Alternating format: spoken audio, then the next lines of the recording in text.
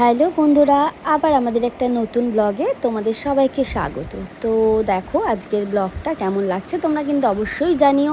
রাত্রিবেলায় first time okay রেখে এলাম মামা বাড়িতে। তো জাস্ট ঘরে ঢুকছি, জানি না আজকে রাত্রে ঘুমোবো কি করে, তো কেন রেখে এলাম ওকে তো সেটা জানতে হলে তোমরা অবশ্যই আমাদের পুরো ব্লগটা ফলো করো। তো পুরো ব্লগটা দেখো অবশ্যই। তো কেমন লাগছে তোমরা কিন্তু জানিও। আমাদের ব্লগ চ্যানেলটা নতুন, তো তোমাদের সাপোর্ট না পেলে কিন্তু আমরা একদমই এগোতে পারবো না। তো তোমাদের সাপোর্ট আমাদের ভীষণই জরুরি। তো তোমরা অবশ্যই জানিও আমাদের ব্লগগুলো তোমাদের কেমন লাগছে, ভালো লাগে একটু কমেন্ট করে জানিও সবাই। আজকে হঠাৎ সবাইকে টাটা দিতে বললাতে ও যথারীতি আমার কোলে উঠে টাটা দিয়ে সবাইকে দিয়ে দিল। আমরা ভাবলাম ও ভাই আজকে রেখে যাবো বলেছে, যে থাকতে যদি চায় হয়তো আজকে সেটা বুঝে গেছে বলেই হয়তো থাকতে চাইছে না, আমার কোলে চলে গেল। কিন্তু আমরা পুরোই বোকা মনে গেছি। তো বাইরে গিয়ে দেখছি যে না, সে তো বাড়ি যেতে চায়, বোকা হয়ে গেছি। তো সেটাই ওর বাবা বলছিল যে আজকে এরকম কি করে হলো, চলে যাচ্ছি তো ও চলে যাচ্ছে। তো যাই হোক ও বাইরে খেলার জন্য বেরিয়ে গেছিল। তো মামা বাড়িতে আসলে কখনোই বাড়ি যেতে চায় না, দিন বায়না করে বাড়ি না যাওয়ার জন্য।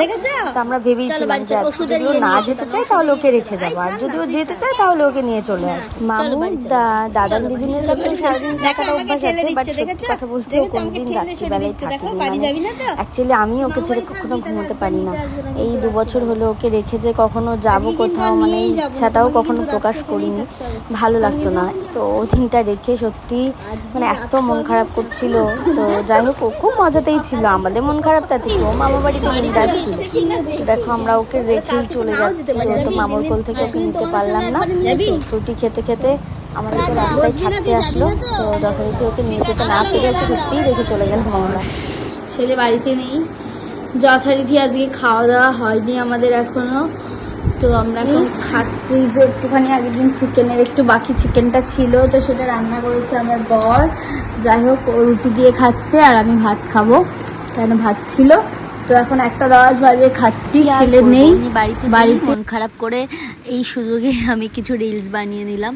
তো রিলসগুলো তোমরা দেখতে পাবে অবশ্যই। ভিডিওগুলো ভালো লাগলে রিলস ভিডিওগুলোও তোমরা কিন্তু আমাকে একটু সাপোর্ট করো, একটু লাইক কমেন্ট করো।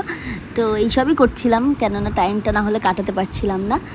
তো তারপরে তো শুনছি যে উনি রাত্রিবেলায় ভোর 4টের সময় ঘুমিয়েছেন। তো সকাল হয়ে গেল, সকালবেলায় উঠে সত্যিই ভাল লাগছিল না। ঘর ঠরগুলো এরকম ক্লিন, যেখানে সকালবেলায় ঘুম থেকে উঠে পা ফেলতে পারি না মেঝেতে, এত খেলনা পড়ে থাকে।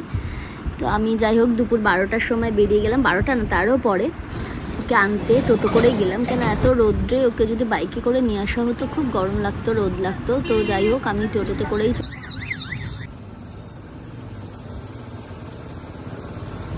যারা যারা এই রোদে বেরোচ্ছ তোমরা কিন্তু প্রোটেকশন নিয়ে, এত রোদ সত্যিই সহ্য করা যাচ্ছে না।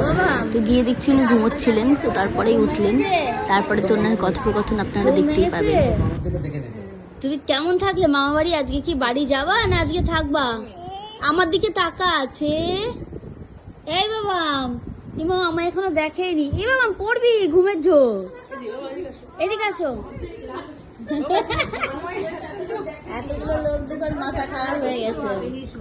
আসো আসো আসো আমার কাছে আসো। ওইটার জন্যই খুঁজছে, কিছু একটা ফেলেছে মনে হয়। তুমি কালকে সারা রাত ঘুমাওনি? এই আয় ঘুমাই। এই তুই আমাকে দেখতে পাচ্ছিস না? কালকে সারা রাত যে তুই থাকলি না আমার কাছে, এ কে রে? এই মা, তাহলে তো আমার নার্সই ভালো ছিল। ওর মামুর সঙ্গেও কোনো কিছুই ভাগ করতে পারবে না, সেজন্য আমি একটু মামুর কোলে শুয়েছি বলে ও আমাকে ঠেলে উঠিয়ে দেওয়া। ছিঁড়ে ফেলেছিস কেন? হ্যাঁ ওরে গিয়ে দেখছি ওখানে মিষ্টিমণি ফেসিয়াল করছে।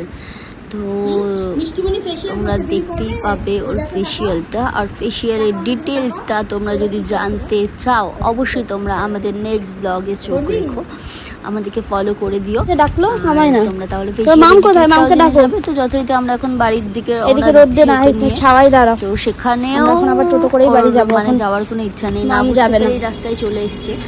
যখন টোটোতে উঠেছিল প্রচন্ড কান্না করছিল, বাট একটুখানি যাওয়ার পর অনেকগুলো কালকে জার্নি শেষ হলো, আবার লোকের সামনে খুব একটা কান্নাকাটি করে, সেজন্য কান্না টান্না থামিয়ে দিয়ে যাই হোক পাপার কাছে পৌঁছে গেল। পরের দিন দুপুর 2টোয় উনি বাড়িতে এসে পৌঁছলেন।